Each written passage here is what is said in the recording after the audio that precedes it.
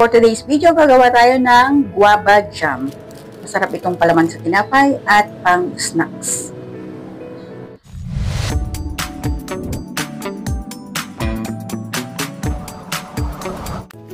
Napansin ko kasi nung namitas kami ng avocado sa tabing bahay, meron kaming nakitang puno ng bayabas at maraming bunga.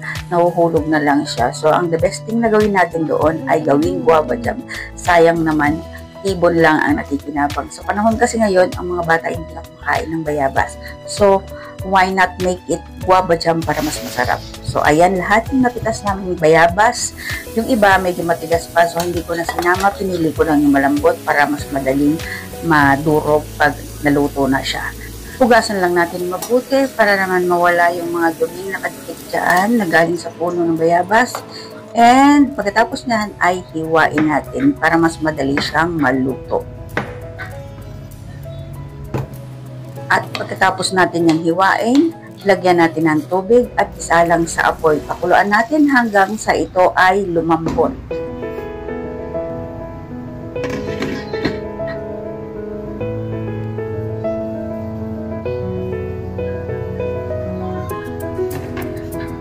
At pag malambot na, katulad yan, pwede na natin strain o salain.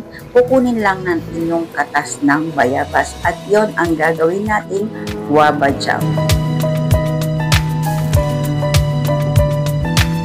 Again, pagkatapos natin pigaan lahat ng katas ng bayabas, ay pwede na natin itong isalang sa ating kalan at pakukulaan natin muli.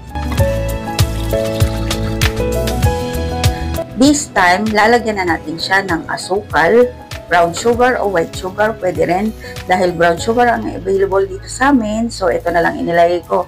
Meron tayong 1 kilo na sugar, pero hindi ko inilagay lahat yan.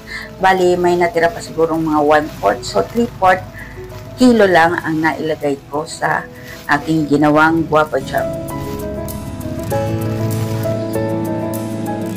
Then, ayan, halu-haluin natin hanggang sa kumulo. Hanggang sa mag-reduce yung kanyang water. Hanggang lumapot na siya at maging jam. So, ayan, pag ganito na siya kalapot, pwede na to. Kasi, once na lumamig ito, lalo pa siyang lalapot. So, pwede natin i-stock sa rep para gamitin natin palaman or pambaon sa ating mga anak.